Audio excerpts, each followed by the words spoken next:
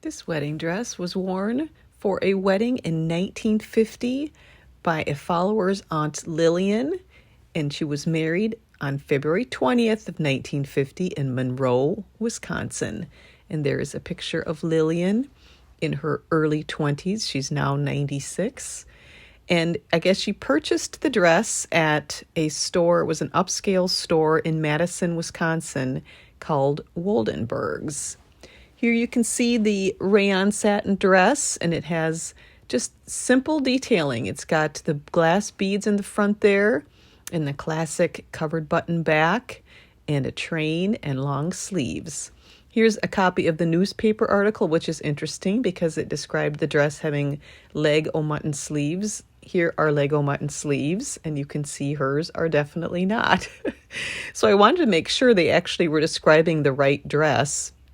And so I've magnified the image of the photograph to make sure that it did have the same, you can see here, the same beading on it. So yes, that was the rest of the information in the article was correct, but somehow they messed up the sleeves. So other than general oxidation, there's some kind of, some sort of beverage, probably coffee, or could have been champagne or wine that spilled down the front of the wedding dress, which is so common. So before starting, I took out the shoulder pads and the covered buttons because I don't want those to rust.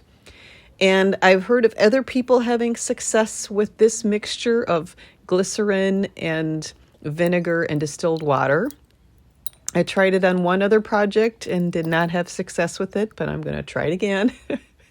So I've got the mixture in a little glass dish, and I've got a soft, it's actually just an artist brush, and using a white cotton towel underneath. You can see a little bit of it is coming out onto the towel, and that's partly why I do a light colored towel underneath too, to kind of see if anything is actually working. So I just thought I'd step it up just a little bit and add some Dawn, and then I worked on it some more. And this one at the very bottom of the hem here was kind of a little bit darker than the rest of them, so that's why I'm kind of starting with this one. Then I decided to kind of just go ahead and soak it in that mixture and kind of working it with the brush, because a brush can kind of help open up the fibers a little bit to get the solution in there. So I'm moving on to 2 tablespoons, so equal parts of vinegar and water, and then a little bit of Dawn. And then I'm doing the same process of taking a towel underneath, and then did the brush, and then I went on to the soaking. And it does help a little bit. I was not able to get them out completely by doing this, but I'm trying to kind of knock some of the stains out so that the rest of the soaking doesn't have to kind of work so hard. So as I did show here that it does improve it, but it didn't remove it. So I'm just kind of working on each of the stains one by one before soaking. So now on to the soak. So I'm using 1 tablespoon of retro wash, and then I'm doing a little bit of Dawn and some washing soda. And retro wash does have washing soda in it as well. I'm doing a coolish temperature because this is a rayon satin, and it's prone to some shrinkage.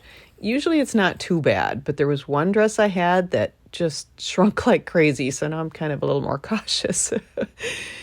But I just kind of work that in there. You can see here I did it at a 93-degree Fahrenheit temperature for 1 hour soak.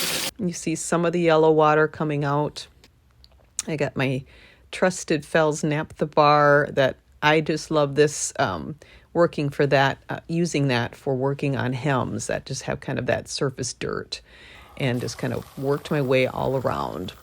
So now I'm going to do a general soak for the yellowing, and that's Retro Clean. So that's a different product than the Retro Wash, even though it's the same company. So this is sodium perborate, and that is a product that is great for getting yellowing out. Like I said, I normally do a little bit higher temperature, but I was, again, kind of nervous, so I did it at 101 degrees Fahrenheit to start. And then I left it in there for 2 hours to take a look, and I had it covered with some bubble wrap and a towel to kind of help maintain the water temperature.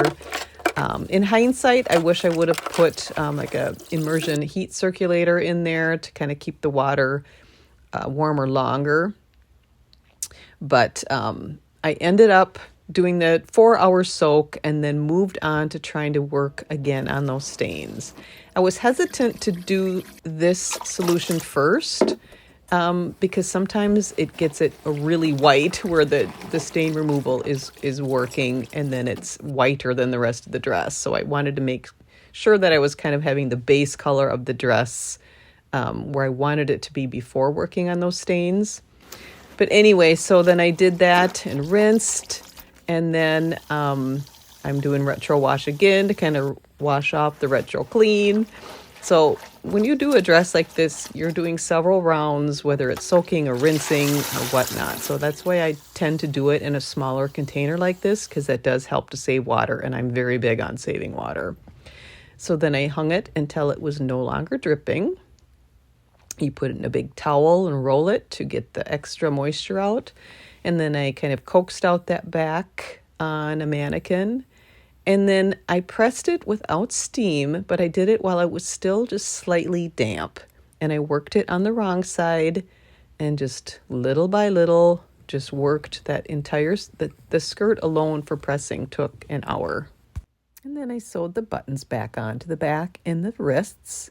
And then there were some kind of slight condition things that still remained on the dress after everything. There were still some gray spots that didn't come out, and there was some kind of halo sort of marks in this very center front of the bodice here.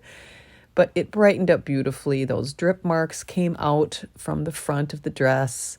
It's just got that classic late 40s, early 50s simplicity with that nice heavy satin and just the simple bit of beading on that bodice there and the train. And now Lillian's dress is ready once again, 75 years later.